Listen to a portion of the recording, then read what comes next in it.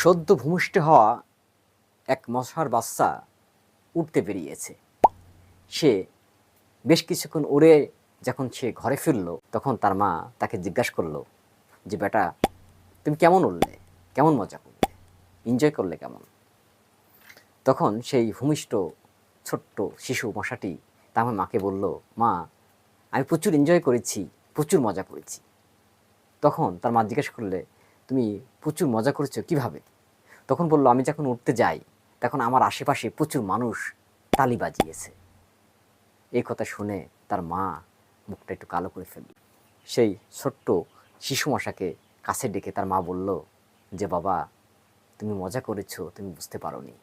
এটাই তোমার মৃত্যুর কারণ হতে পারত, তোমার পতনের কারণ হতে পারত। তুমি অল্পের জন্যে বেঁচে গেছো। এই গল্পের মধ্যে আমাদের যে শিক্ষণীয় বিষয়টি আছে, আমাদের সমাজে এমন অনেক মানুষ আছে যা যখন আমরা উড়ি তখন সমাজের ভালো মন্দ কিছুই দেখি না। তার পাশে থাকে একদল চাটুকার, তার পাশে থাকে একদল মুসাহেবি। সেই চাটুকার দল যত বাড়বে, তালির সংখ্যা তত বাড়বে, আর আপনি তত পতনের দিকে ধাবিত হবেন। সেজন্যে নিজের গোড়ার দিকে খেয়াল রাখুন। চাটুকার তালিতে গা ভাসাবেন না, এতে হতে পারে আপনার পতনের যাত্রা, এটা হতে পারে আপনার পতনের মূল কারণ।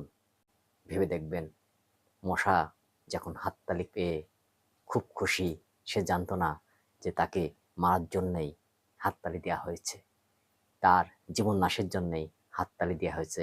আপনার জীবনে এমন হাততালি কি দরকার আছে কি? ভাবনার বিষয়।